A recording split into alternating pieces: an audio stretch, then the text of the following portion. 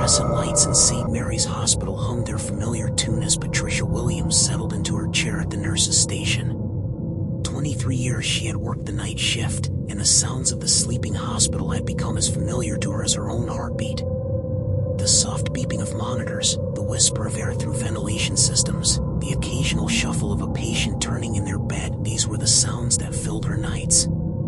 Patricia was the kind of nurse who remembered every patient's name, their favorite snacks, and how they liked their pillows arranged. Her gentle hands had comforted thousands of patients through their darkest hours, and her warm smile had been the last thing many saw before they found peace.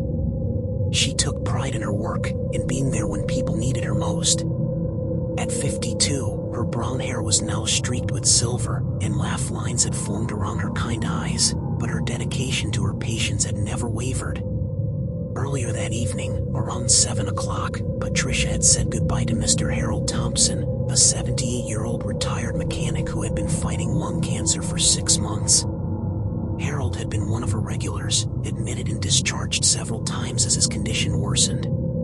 He was a gentle man with calloused hands that told stories of a lifetime spent fixing engines and building things. His wife had passed away 2 years earlier, and his only daughter lived across the country, unable to visit often. Harold had a particular way of asking for his pain medication. He would always say, "Excuse me, dear Patricia," in his soft, gravelly voice, followed by, "Could I trouble you for something for this old pain?" He never complained, never demanded, always asked politely as if he was imposing on her time. Patricia had grown fond of him over the months, bringing him extra blankets and sometimes staying a few extra minutes to chat about his days as a mechanic or his late wife, Margaret. That evening, Harold's breathing had become labored, and his oxygen levels were dropping despite the supplemental oxygen. Patricia had stayed by his side, holding his weathered hand as he struggled. She had seen this many times before, the way the body begins to shut down, the rattling breath, the peaceful expression that comes over someone's face in their final moments. At 11:47 p.m., Harold Thompson took his last breath, his hand growing cold in Patricia's warm grip. The death had been expected, but it never got easier. Patricia had performed the necessary procedures, called the doctor to pronounce the time of death, and contacted the funeral home Harold had chosen months earlier. The night shift orderlies, Jake and Marcus, had come to prepare the body for transport to the hospital morgue in the basement. By 12:30 a.m., Harold's body had been wheeled down the service elevator to the cold, sterile morgue where it would wait for the funeral home to collect it in the morning. Patricia had filled out the paperwork, cleaned and sanitized room 314, and tried to push away the sadness that always came with losing a patient she had grown attached to. The hospital felt quieter somehow, as if Harold's gentle presence had been a small light that was now extinguished. She returned to her station, checking on her remaining patients, dispensing medications, and handling the routine tasks that filled the quiet hours between midnight and dawn. At 3:17 a.m., the phone at the nurse's station rang. The sound cut through the peaceful silence like a knife, causing Patricia to jump slightly. She looked at the caller ID display on the phone. It showed room 314. Her heart skipped a beat. Room 314 was Harold's old room, but it had been empty for hours. The hospital's policy was to leave rooms vacant for at least 6 hours after a death before admitting new patients, both for cleaning purposes and out of respect. Patricia stared at the ringing phone, confusion washing over her. Perhaps maintenance was in the room, or maybe there was a technical problem with the phone system. She picked up the receiver, expecting to hear the voice of a maintenance worker or perhaps just dial tone from a malfunctioning phone line. "Nurse's station, this is Patricia," she said in her professional but warm tone. "Excuse me, dear Patricia," came a voice through the phone that made her blood turn to ice. It was Harold's voice, that soft, gravelly tone she had heard countless times over the past 6 months. "Could I trouble you for something for this old pain?" Patricia's hand began to shake as she gripped the phone. The voice was unmistakable. It was Harold Thompson, asking for his pain medication in exactly the same way he always had. But Harold was dead. She had held his hand as he passed away. She had watched as his body was wheeled out of the room and taken to the morgue. I'm sorry, who's this?" Patricia managed to whisper, her voice barely audible. "It's Harold, dear. Harold Thompson in room 314. This pain in my chest is acting up something fierce tonight. Could you bring me something to help? Just the usual, if you don't mind." The line went quiet except for the soft sound of breathing on the other end. Patricia could hear it clearly, the same slightly labored breathing Harold had always had, the result of his damaged lungs. But how could this be possible? Her logical mind raced through explanations. Maybe someone was playing a cruel joke. Maybe there was a technical problem with the phone system. Maybe she was more tired than she thought and was imagining things. "Harold," she said slowly, testing the name on her lips. Do you remember what happened earlier tonight?" There was a pause on the other end of the line. "Earlier tonight? I've been lying here in this bed, dear. The pain comes and goes, you know how it is. Margaret used to rub my back when it got bad like this, but..." His voice trailed off, sounding confused and lost. Patricia felt tears beginning to form in her eyes. If this was somehow really Harold, he didn't seem to understand that he had died. He sounded exactly as he always had, polite, gentle, and in pain. The compassionate part of her, the part that had comforted thousands of patients over the years, wanted to help him. But the rational part of her mind was screaming that this was impossible. "Harold, I'm going to come check on you, okay?" she said softly. "Just stay comfortable. Thank you, dear Patricia. You're always so kind to this old fool." The line went dead, leaving Patricia staring at the phone in her trembling hand. The caller ID still showed room 314. She looked around the empty nurse's station, wondering if anyone else had heard the conversation. The other night nurse, Jennifer, was making rounds on the east wing. The security guard was probably in the lobby, half asleep in his chair. Patricia was alone with this impossible situation. She stood up on unsteady legs and walked toward room 314, her soft-soled shoes making almost no sound on the polished hospital floor. The corridor was dimly lit, with only every third fluorescent bulb turned on during the night shift to save energy. The shadows seemed deeper than usual, and the familiar sounds of the hospital felt more ominous. Her heart was pounding so hard she could hear it in her ears. When she reached room 314, Patricia hesitated outside the door. The room should be empty, clean and waiting for the next patient.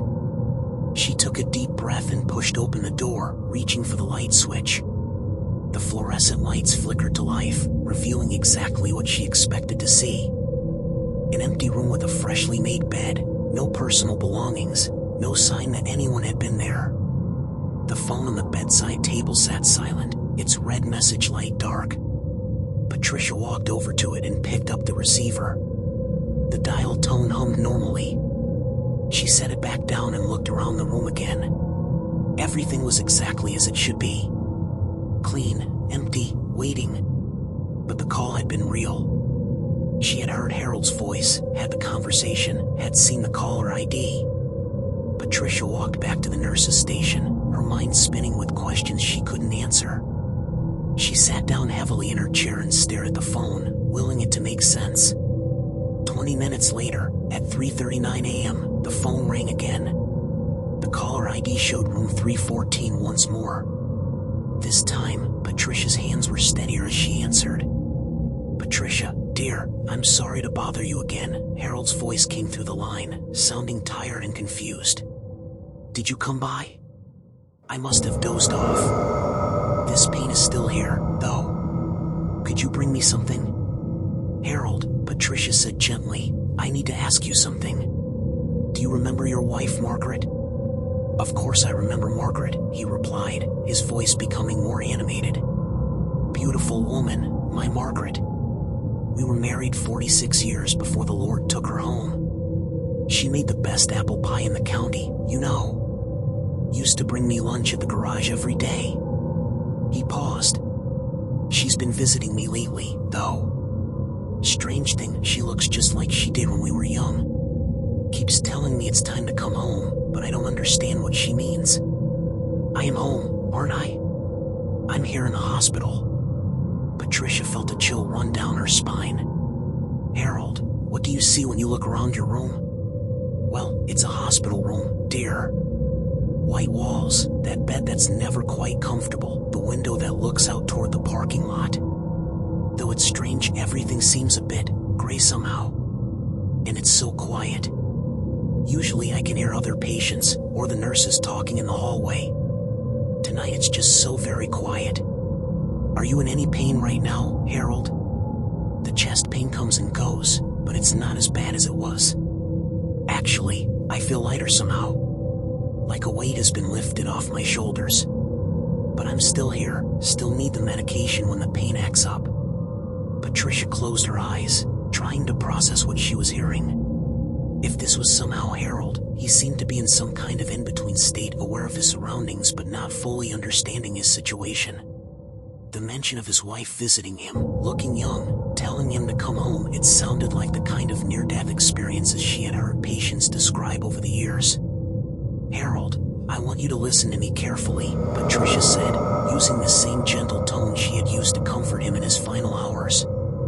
You've been very sick. Your body was tired, and it was time for you to rest. Do you understand? There was a long pause on the other end of the line. When Harold spoke again, his voice was softer, more uncertain. Are you saying? Patricia, dear, are you telling me that I... Yes, Harold.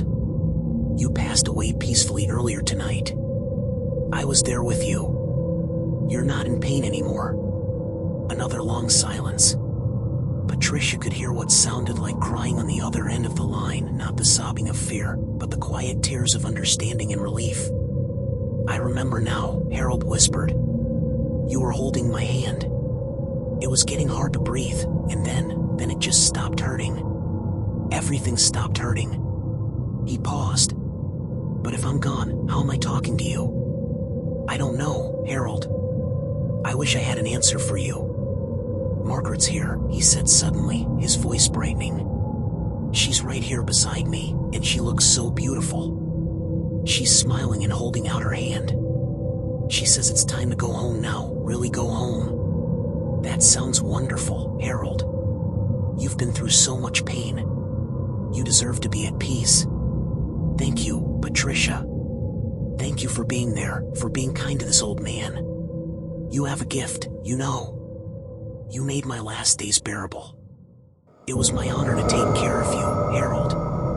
I can see a light now, he said, his voice becoming distant. It's warm and bright, and Margaret is leading me toward it. The pain is gone, Patricia. All the pain is gone. Go with her, Harold.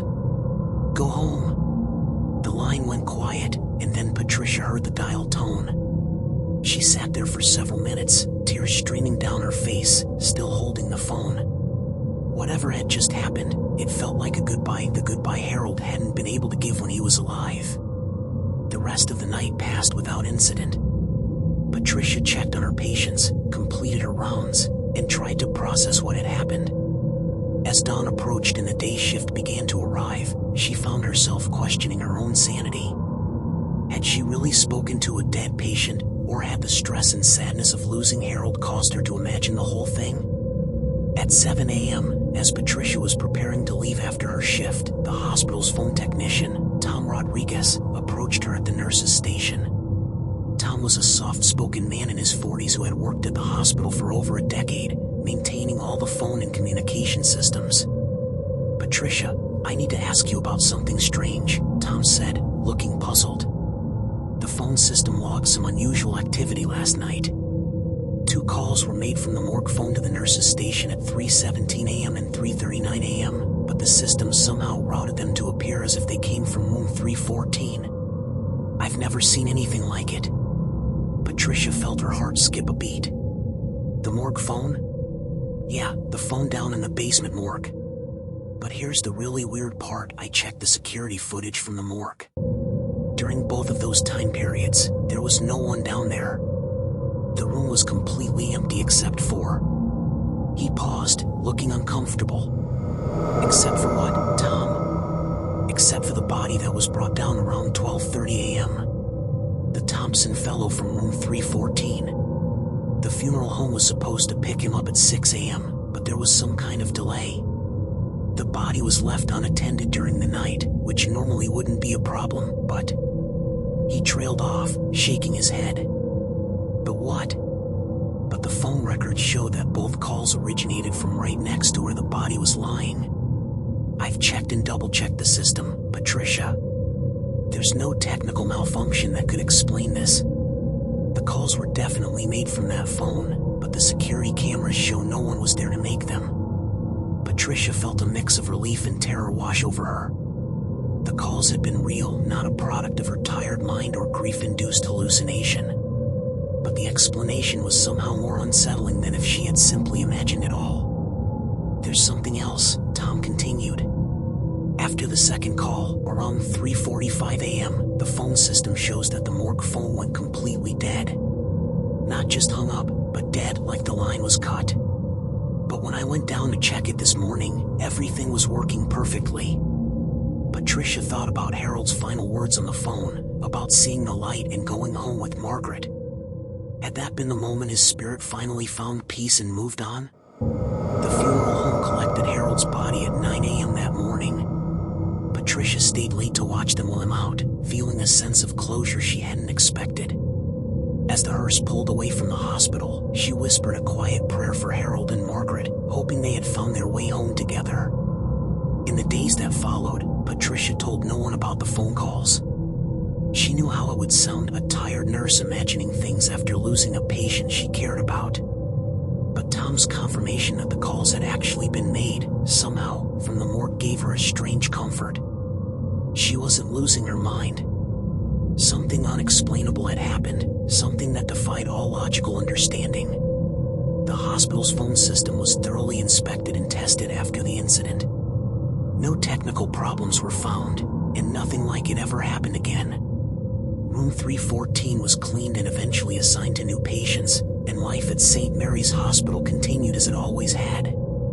But Patricia never forgot that night. She kept the memory of those final conversations with Harold private, treasuring them as a gift, a chance to say goodbye properly, to help a lost soul find peace. She had been a nurse long enough to know that death was rarely simple or straightforward. Sometimes, she believed, love and compassion could transcend even the boundary between life and death. Years later, when Patricia finally retired from nursing, she would occasionally tell the story to close friends, always emphasizing Harold's kindness and the peace he seemed to find in those final moments of contact. She never tried to explain how it was possible or convince anyone that it was real. For her, it was enough to know that Harold Thompson, a gentle man who had asked for nothing more than relief from his pain, had found his way home to the woman he loved. The phone at the nurse's station still rings on quiet nights, but it's always just regular calls of patients needing medication, doctors checking on their cases, families calling for updates. The supernatural encounter with Harold Thompson remains a singular event in the history of St. Mary's Hospital, a reminder that there are still mysteries in this world that science cannot explain, and that sometimes, the bonds between caregiver and patient can transcend even death itself.